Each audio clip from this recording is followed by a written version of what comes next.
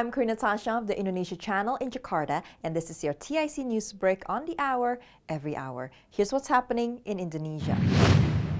The Drug and Food Supervisory Agency, or BPOM, on Monday made a shocking revelation that a pharmaceutical company based in the Banten capital of Serang has used ethylene glycol 100 times the safe limit in its paracetamol syrup. The company is one of the 3 drug producers currently under police investigation for allegedly producing syrup medicines tainted with harmful chemicals. The joint operation of the BPOM and Police Criminal Investigation Agency found indications of criminal offenses by 2 companies as the manufacture and distribution of harmful pharmaceutical products regulated under the 2009 health law and a violation of the consumer protection law with a maximum punishment of 10 years in prison and a fine of 2 billion rupiah or $128,000. Indonesia has recorded 269 cases of children with acute kidney injuries and 557 deaths during the past 10 months.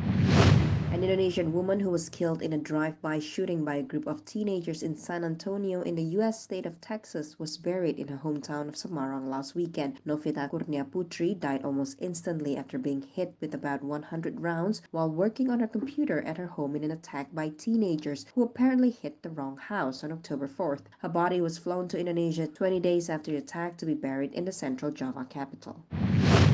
Indonesia's hotel industry may see a record amount of investment and consolidation among its main players next year, driven by the interest from the investors and the government to revive the battered industry from the pandemic slump. Indonesia is expected to record a total hotel investment volume of $300 million for the full year of 2023. As of September 2022, Indonesia was ahead of comparable destinations in terms of hotel investment volumes with a total of $174 million exchanged. The transaction of the Sofitel Bali was the key deal this year, with the highest transacted price in the country since 2011. More than 1.7 million foreign tourists arrived in Indonesia in the first 8 months this year, which jumped from a meager 0.08 million tourists in the same period last year. In the financial markets, here's how stocks and the currency closed in Jakarta and around the region.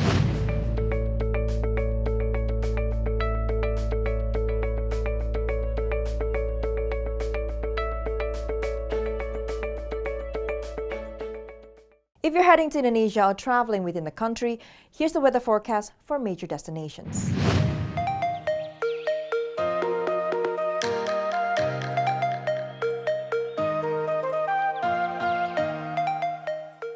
And that's what's happening in Indonesia. I'm Natasha with your TIC News Break.